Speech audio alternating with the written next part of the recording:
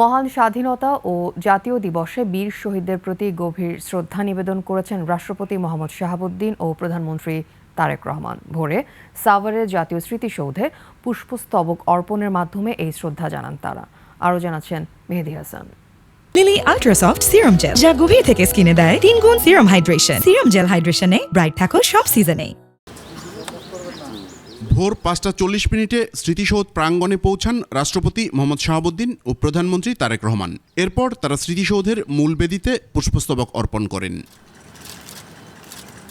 পুষ্পস্তবক অর্পণের পর কিছুক্ষণ নীরবে দাঁড়িয়ে শহীদদের স্মৃতির প্রতি গভীর শ্রদ্ধা নিবেদন করেন তারা। এ সময় সশস্ত্র বাহিনীর একটি দল রাষ্ট্রীয় সালাম জানায় এবং বিয়োগলে বেজে ওঠে করুণ সুর। রাষ্ট্রীয় আনুষ্ঠানিকতা শেষে প্রধানমন্ত্রী তারেক রহমান তার মন্ত্রিপরিষদের সদস্যদের ও বিএনপির জাতীয় স্থায়ী কমিটির সদস্যদের নিয়ে পুনরায় শহীদদের স্মরণে পুষ্পস্তবক অর্পণ করেন। এ সময় দেশের জন্য আত্মোৎসর্গকারী বীর সন্তানদের আত্মার মাগফিরাত কামনা করা হয়।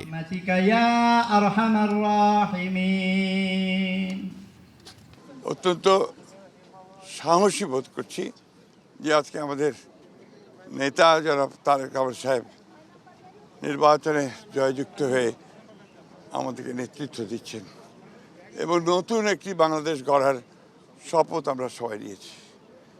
আমরা সেই লক্ষ্যে আগামী দিনগুলোতে বাংলাদেশকে সত্যিকার অর্থেই একটা সুখী সমৃদ্ধ বাংলাদেশ গড়ে তুলবার জন্য কাজ করব। এরপরই শ্রদ্ধা নিবেদন করেন প্রধান বিচারপতি। জাতির শ্রেষ্ঠ সন্তানদের শ্রদ্ধা জানিয়েছেন বিদেশি কূটনীতিকরাও।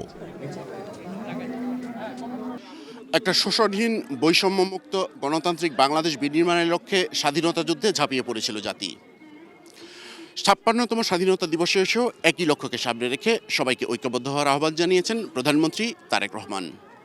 মেহেদী হাসান, 21 টেলিভিশন, সাভার জাতীয় স্মৃতিসৌধ, ঢাকা।